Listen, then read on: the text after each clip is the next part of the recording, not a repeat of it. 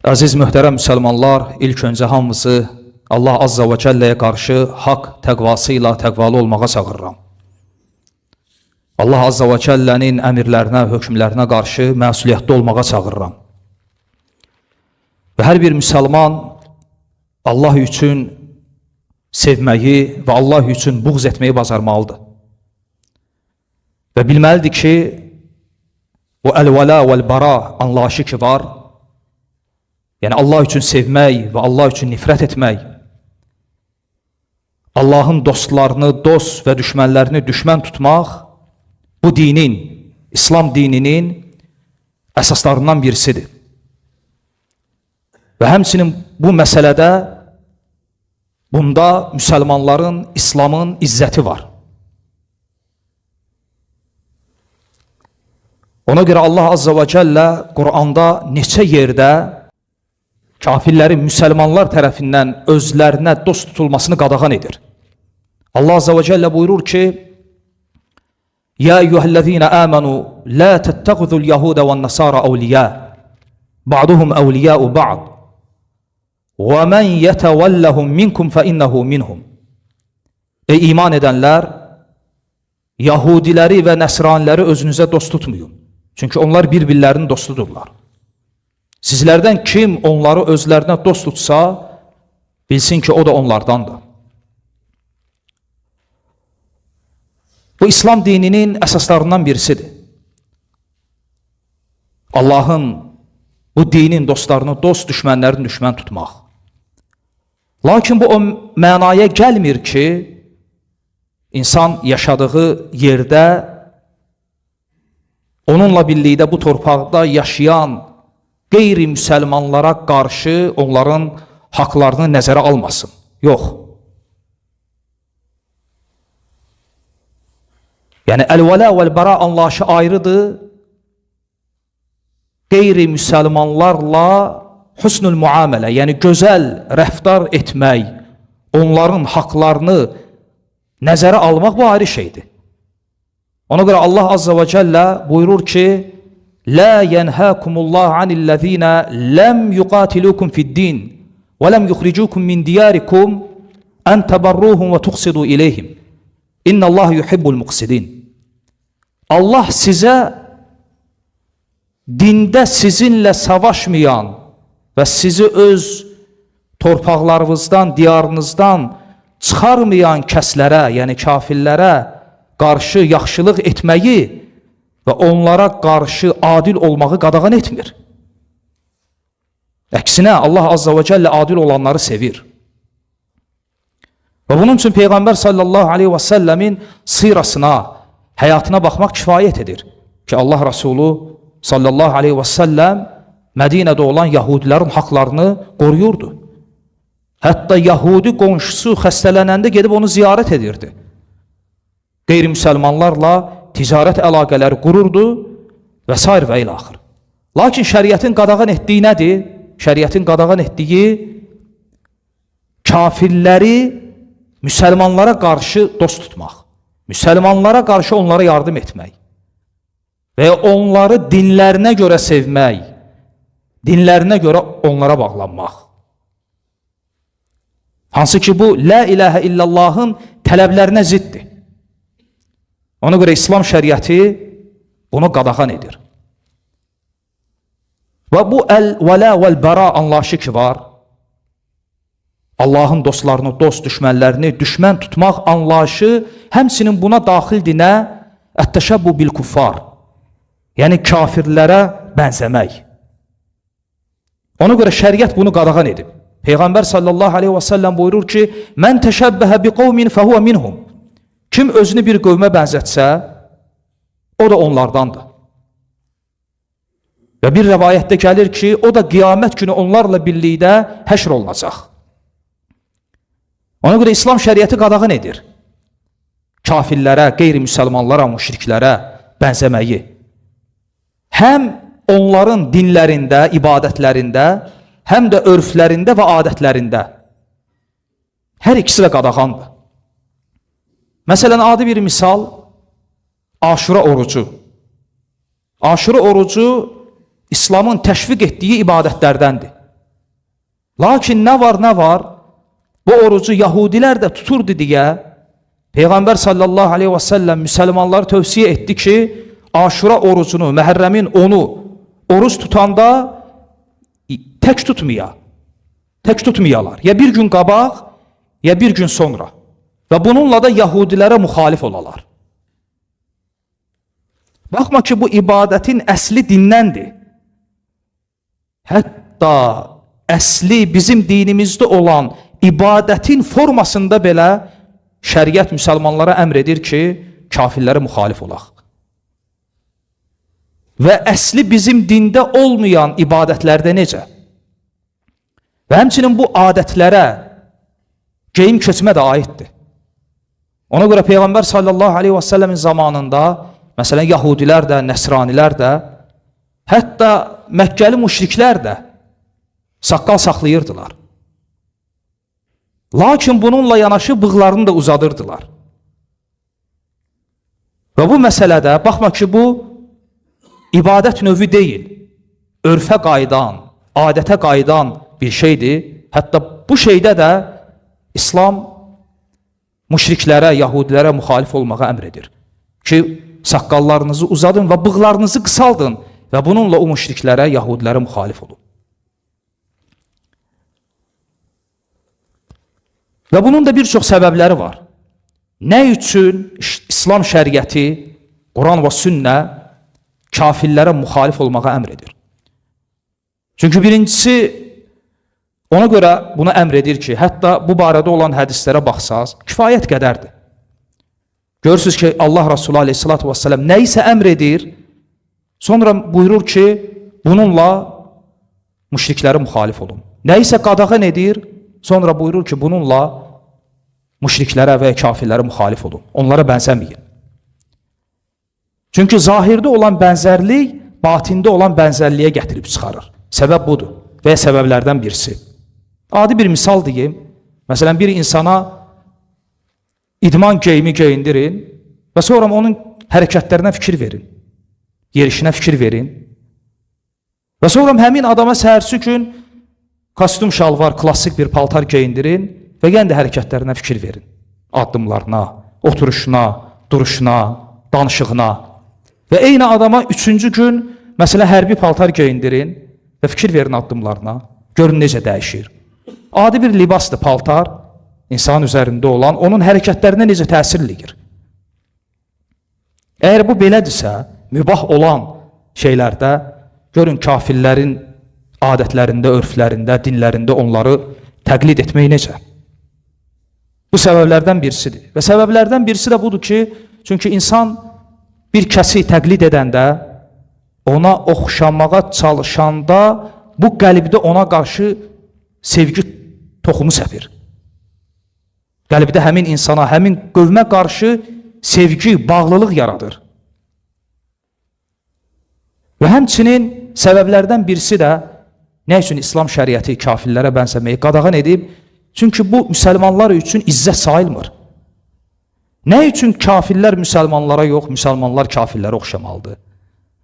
Bu müsəlmanlar üçün zəlillikdir. Bu müsəlmanlar üçün izzət deyil. Ona görə hətta bu məsələdə çox qəribədir, ibadət əhli, tövhid əhli belə özü də bilmədən bəzən xətalara yol verir. Məsələn, görürsən ki, Qurandan hansısa bir ayəni zikr edəndə və Peyğəmbər sallallahu aleyhi və səlləm sünnətindən nə isə qeyd eləyəndə, ola bilsin hansısa bir kainatla əlaqəli, insanın yaradılışı ilə əlaqəli. Bəzən görürsən, insan sual verir ki, bu barədə qərb alimləri nə deyib? Yəni, sanki Quran və sünnəni qaytarır ora. Əgər ora təsdiqləyirsə, rahat qəbul edir. Təsdiqləmirsə, yəni müasir elm bu barədə nə deyir? Daha düşünmür ki, bunu Quran və sünnə deyir, Allah və Rasulü. Bu həmin o zahirdə olan bənzərliyin, o cəmiyyətdə olan bənzərliyin və bu cür fikirdə təzahür etməsidir. Və bunun da bir çox səbəbləri var. Nə üçün müsəlman cəmiyyətlərində bu hal baş verib? Bu bugünün bəlası deyil. Əsrlər boyunca bu gəlib. Yəni kafirlərə, kafir cəmiyyətlərinə oxşamaq. O səbəblərdən birisi müsəlmanların öz dinlərindən cahil olmalarıdır. Öz dinlərini bilməmələri. Və Peyğəmbər sallallahu aleyhi və səlləm belə olacağını demişdi. Bir hədisdə aleyhissalatü vesselam buyurur ki, müsəlmanlar özlərindən əvvəlki qövmlərə tabi olmadıqca, onların izi ilə getmədikcə qiyamət qopmayacaq. Hətta onlardan biri gedib kərtənkələ deşiyinə girsə, o da gedib onun ardınca o deşiyə girəcək. Buna işləndə sahabilər soruşurlar ki, ey Allahın Rasulü, Yahudiləri və Nəsraniləri nəzərdə tutursan, Peyğəmbər sallallahu aleyhi və səlləm deyir ki, məgər onlardan başqası var? Yəni, müsəlmanların öz dinlərindən, qəflətdə, cahil olmaları bunun səbəblərindəndir. Həmçinin səbəblərindən kafir ölkələrinin, müsəlman ölkələrini, müsəlman diyarlarını zəbt eləməsi. Və ən gözəl nümunə ilə Azərbaycan. 70 il Sovet hökuməti və ondan qabaq çar və bunun təsiri ilə müsəlman cəmiyyətləri körlanıb. Həm bizdə, həm digər ölkələrdə. Məgər Azərbaycan indiki, yəni əvvəlki halı indiki kimi idi? Yox. Qadınlar örpək, çadıra. İndi sən buna niqab dinən, o vaxtı buna çadıra deyirdilər. Sən buna hicab dinən, o vaxtı buna örpək deyirdilər. Ad dəyişsə də mahiyyət eynidir. Və o kafir ölkələrinin, müsəlman ölkələrini zəbt eləməsi, istila etməsinin səbəbində bax, müsəlman cəmiyyətlərinin körlanması və kafirlərə bənzəmə, buna meyillik yaranıb. Və həmçinin səbəblərdən birisi də ümumiyyətlə bu sosial şəbəkələrin, platformaların, bu mətbuat, bu sahənin kafirlərin əlində olması, onlar tərəfindən idarə edilməsi, bu da həmin səbəblərdəndir. Ona görə müsəlmanlar bu məsələdə gərək qəflətdə olmasınlar. Öz övladlarını oxutsunlar, dünyavi elm, savad versinlər ki, bu məsələlərdə müsəlman gələcəyi kafirlərə möhtac olmasın. Və bu Allah Azza və Cəllənin əmridir. Uca Allah buyurur ki, وَأَعِدُّوا لَهُمْ مَسْتَتَعْتُمْ مِنْ قُوَّةِ Onlara qarşı, kafirlərə qarşı gücünüz çatan qədər qüvvə toplayın. Hətta məsələn, mən indi burada sual versəm ki, bugün hicri tarixi ilə ayın neçəsidir, bəlkə də burada olanların 90% bilməyəcək. Hətta ilin, ayın, günün təqvimdə belə müsəlman cəmiyyətləri, bugün 90%-dən çoxsu, əksər cəmiyyətlər kafirləri təqlid ediblər. Bilirsiniz ki, müsəlmanların təqvimi hicri təqvimdir. Ömər ibn Xattab radiyallahu anhunun zamanında təyin edilmiş. Çünki nəsranilərdə təqvim İsa aleyhissalamın doğumu ilə götürülür və ona deyilir miladi təqvimi. Ömər ibn Xattab radiyallahu anhu da hətta bu məsələdə onlara müxalif oldu. Və dedi ki, nə üçün müsəlmanların öz təqvimi olmasın? Və ona görə Peyğəmbər sallallahu aleyhi və səlləmin Məkkədən Mədinəyə hicrətini müsəlmanlar üçün tarix olaraq təyin edir. Və hicri təqvimi o vaxtdan başlayır. Hətta bu məsələdə belə görsən, istər-istəməz müsəlman cəmiyyətləri fərqinə vararaq və varmayaraq kafirlər tabi olublar. Və burada müsəlmanların zəifliyinin, acizliyinin açıq-aydın göstəricisi var. Danışdığımız məsələlərdən birisi də yeni il bayramı ilə əlaqəlidir. Çünki müsəlmanların yeni il bayramını keçirmələri kafirlərə bənzəmə növündən sayılır. Və bilmək lazımdır ki, bu xristiyanların dini bayramıdır. Hətta əslinə, kökünə baxanda bunun heç xristiyanlıq ilə, yəni İsa aleyhissalamın doğumu ilə də əlaqəsi yoxdur. Lakin ən azından deyiləni belə götürsək, bu bayramın adı üstündədir. Milad bayramı. Milad nədir? Doğum. Yəni təsəvvür edin, müsəlman Peyğəmbər sallallahu aleyhi və səlləmin doğumunu qeyd eləmir. Heç bilmir ki, Allah Rasulü haçan doğulub. Amma İsa aleyhissalamın doğumunu qeyd edir. Baxmayaraq ki, Peyğəmbər sallallahu aleyhi və səlləmin doğumunu qeyd etmək də icazəli deyil. Əgər Allah Resulü aleyhissalatu və səlləmin doğumunu qeyd etmək icazəli deyilsə, başqa bir Peyğəmbərin doğumunu qeyd etmək necə? Və onlar etiqad edirlər ki, İsa aleyhissalam şam ağacının altında doğulub. Ona görə fikir versiz və sonra başlayıblar insanları bu bayram ətrafında toplamaq üçün, birləşdirmək üçün. Sonradan vaxt keçdikcə bəzi şeylər çıxarıblar və çox təəssüflər olsun ki, bugün əksər müsəlman ölkələrində bu bayram kimi qeyd edilir. Və bu kafirlərə oxşamağın növlərindəndir. Və Peyğəmbər sallallahu aleyhi və səlləm bayaq dediyim kimi buyurur ki, mən təşəbbəhə bi qovmin fəhuvə minhum. Kim özünü bir qövmə bənzəsə, o da onlardandır. Və ümumiyyətlə bunun əlacı nədir? Əlacı birincisi müsəlmanların öz dinlərini öyrənmələri. Həmçinin bu şeyi bilənlərin bilməyənlərə bu şeyi öyrətmələrdir. Ona görə İslam cəmiyyətində, müsəlman cəmiyyətində bu şeyləri bilən təvhid əhlinin, sünnət əhlinin üzərinə böyük yük düşür. Çünki Peyğəmbər sallallahu aleyhi və səlləm buyurur ki, mən ra'a minkum munkaran fəlyuğayyirhu biyədi. Sizlərdən kim bir münkər, şəriətə müxalif bir şey görsə, onu mütləq öz əli ilə düzəltsin. Əgər buna gücü çatmasa, dili ilə. Buna da gücü çatmasa, qəlbi ilə. Və zəlikə ədəfül iman. Bu da imanın ən zəifidir. Lakin hər bir halda münkəri inkar etmək vacibdir. Yəni onu görüb, insanın dili ilə, əli ilə, hətta qəlbi ilə narahat olmadan, görməmiş kimi keçib getməsi heç bir müsəlmana icazəli, halal deyil. Və şəriətin dediyi bu münkəri inkar anlayışı bizim örfümüzdə olan nədir? Yəni ictimai qınaq. Bu budur. Bu olmalıdır ki, cəmiyyət düzəlsin. Ona görə bunu bilənlər, bilməyənlərə bu şeyləri izah etməlidir.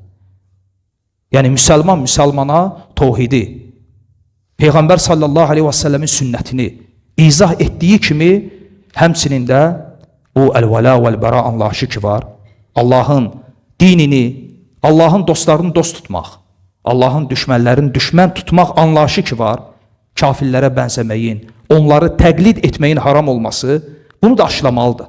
Çünki bu həmin la ilahə illallah təvhid əqidəsi ki var, onun tələblərindəndir. Dua edirəm ki, Allah azza və cəllə bizə eşitli fayda götürən qullarından etsin. Rabbənə ətinə fid-dünya həsənə və fil-əxirəti həsənə وقنا عذاب النار برحمتك يا أرحم الراحمين اللهم صل على محمد وعلى آل محمد كما صليت على آل إبراهيم وبارك على محمد وعلى آل محمد كما باركت على آل إبراهيم في العالمين إنك حميد مجيد